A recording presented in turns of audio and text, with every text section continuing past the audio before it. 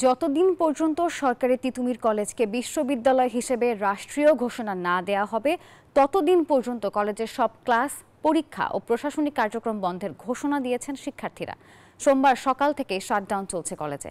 এর আওতায় অনির্দিষ্টকালের জন্য কলেজের সব একাডেমিক ও প্রশাসনিক কার্যক্রম বন্ধ থাকবে, এমনকি কাউকে ভেতরেও প্রবেশ করতে দেওয়া হবে না। বেলা 11টা থেকে রাত 10টা পর্যন্ত ব্যারিকেড কর্মসূচি পালনের ঘোষণা দিয়েছেন সরকারি তিতুমির কলেজের শিক্ষার্থীরা। রাজধানীর মহাখালীর ঢাকা ময়মনসিংহ মহাসড়ক, রেলগেট, আমতলী মোড়, গুলশান লিংক রোড এই কর্মসূচির আওতায় থাকবে।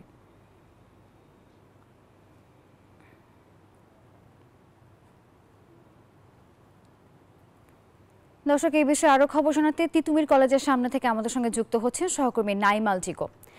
জিকো, তিতুমিরের শিক্ষার্থীদের আজকের কর্মসূচি কখন শুরু হয়েছে, তারা কি বলছেন, এবং আরো একটি বিষয়ে জানতে চাই, সেটা হচ্ছে তাদের এই কমপ্লিট শাটডাউনের কারণে বা রাস্তা অবরোধের কারণে জনজীবনে কিন্তু অস্বাভাবিক ভোগান্তি শুরু হয়েছে, এটা নিয়ে তারা কি বলছে?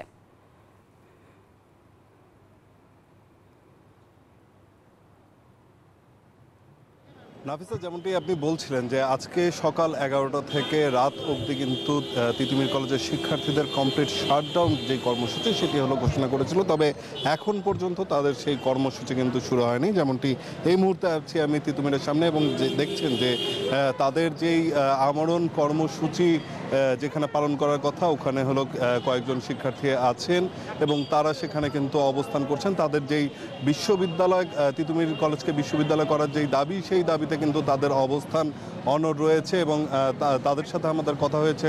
তারা বলেছেন যে তাদের অন্যান্য শিক্ষার্থীরা তারা এখানে আসছেন এবং হয়তোবা কিছুক্ষণের মধ্যেই তাদের সেই যেই কমপ্লিট শাটডাউন কর্মসূচি আছে সেটি শুরু হয়ে যাবে। যেহেতু সরকার তাদের যেই দাবিটি ছিল সেটি হলো মেনে নেয়নি, তার কারণে তাদের এই অবস্থান কর্মসূচি চলমান থাকবে এবং যতক্ষণ পর্যন্ত তাদের দাবি বাস্তবায়ন না হবে ততক্ষণ পর্যন্ত কিন্তু তারা তাদের এই কর্মসূচি পালন করবেন। তো এখন পর্যন্ত সেই কর্মসূচি হয়নি, যার কারণে রাস্তায় এই মুহূর্তে কিন্তু তেমন কোনো প্রভাবও পড়েনি, মানুষজন স্বস্তিতেই চলাচল করছেন। আর এই বিষয়ে তাদের সাথে আমাদের কথা হয়েছিল, গতকালও কথা হয়েছে, তাদেরকে জিজ্ঞেস করেছিলাম যে সাধারণ মানুষের উপরে যে ভোগান্তিটা তৈরি হচ্ছে সেটির আসলে সেই বিষয়ে তাদের কাছে জানতে চাওয়া হয়েছিল। তারা যেটি বলেছেন যে যেহেতু সরকার তাদের দাবি মানছে না, যার কারণে কিন্তু তারা সাধারণ জনগণের যাতে ভোগান্তি না হয় সেই ধরনের কোনো ইচ্ছা তাদের ছিল না, কিন্তু তারা বাধ্য হয়েছেন তাদের দাবি না মেনে নেওয়ার কারণে, সেজন্যই কিন্তু তাদের এই কর্মসূচি ঘোষণা করা। তো সামগ্রিকভাবে যদি বলি, এখন পর্যন্ত তাদের এই কর্মসূচি শুরু হয়নি, হয়তোবা কিছুক্ষণের মধ্যেই শুরু হবে এবং তারা যেটি বলেছেন যে মহাখালীর আমতলী এবং গুলশান 1 নম্বর চত্বর, লিংক রোড সহ কিন্তু তারা হলো কমপ্লিট শাটডাউন করবেন।